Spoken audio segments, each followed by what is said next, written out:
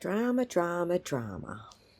I would absolutely hate to be in some of your lives with all the drama you want to create over the stupidest things.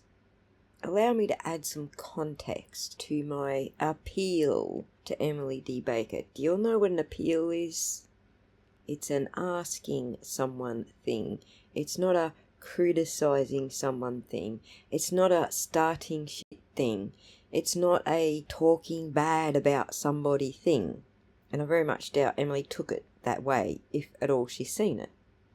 But there's also a greater context to what I was presenting, and I would hope that had she looked into it, she would see the greater context.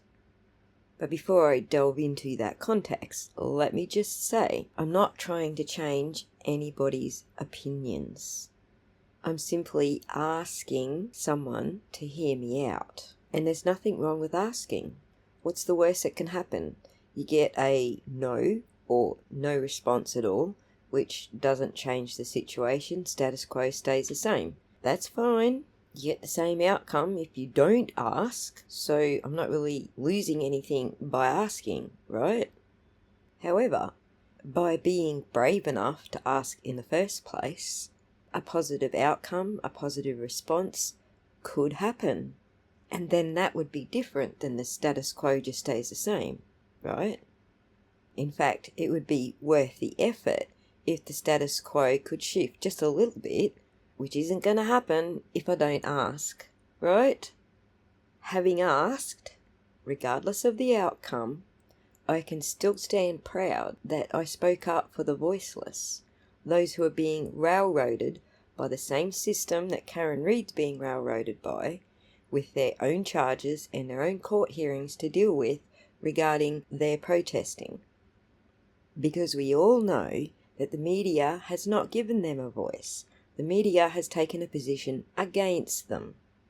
And a good portion of those watching the trial have also taken a position against them because of the person who originally exposed all of the shenanigans involved with this trial. I really don't want to have to do another Turtle Boy PSA for those who get triggered by the mere mention of his name. But the fact of the matter is, had he not exposed all of this and put it out there, none of us would have been aware that this was happening. And even those who agree that there's some shenanigans going on, but still hate Turtle Boy, wouldn't have known that any of this was happening. Protesters, who have every right to protest their officials, are now being charged under the same doctrine that they charged Turtle Boy with. That's who I'm speaking up for. Turtle Boy's got his own platform with his own crowd, with his own subscribers, many more than I do. So he has his own voice. He has interviews with Howie Carr and other mainstream media personalities. So I'm not trying to stick up for Turtle Boy. I'm trying to speak out for the people who have been caught up in this whole thing because everybody hates Turtle Boy. And that's not a good reason for me to drag a whole bunch of innocent people into your hatred cycle. Innocent people who are still being harassed today by the same cops who testified in the Karen Reid trial, trying to get them to incriminate Turtle Boy. Even that information we would not know had Turtle Boy not got their stories and put them out there for us to go look at. They have no choice because no one will listen to them. No one is talking about their cases, their court hearings, their unfair charges. All the Turtle Boy haters out there don't give two hoots whose heads they have to stomp on to get him thrown in jail. If they so much as commented on one of his videos, subscribed, or sent him a message or a text, they're all being targeted. And there's this whole faction of people out there jumping up and down cheering guilt by association. You know, we have those laws over here. In Australia, you're not allowed to associate with known criminals. If you do, you get a warning. If you breach the warning, you'll then be fined. If you are found to be defined as a vicious, lawless associate with those people, you can automatically serve up to 15 years in prison, in addition to any other standard sentence.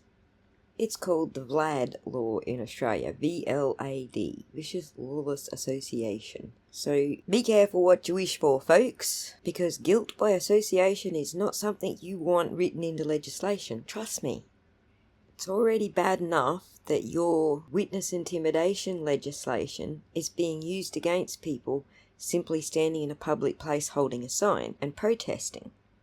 Whether it's a select board member or a cop that the public believes is corrupt, or the DA office, the public has a right to protest their public officials.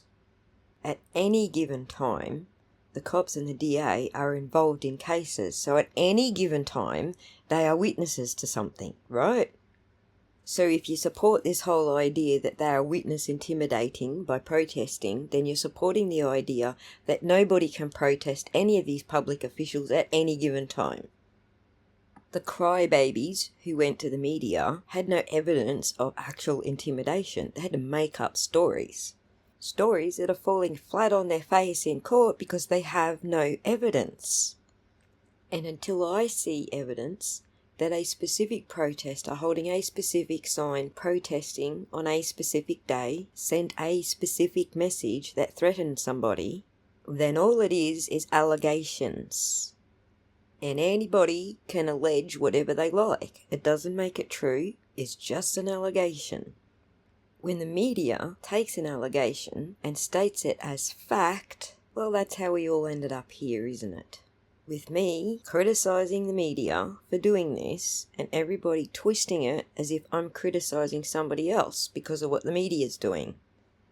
I'm not discounting the fact that Emily probably has her own experience of people sending her threats and hate mail, and that may have helped her form some of her opinions on this.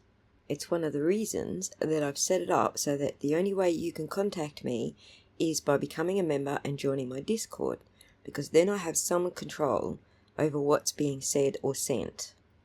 So I'm probably a little bit more sheltered from it than Emily is.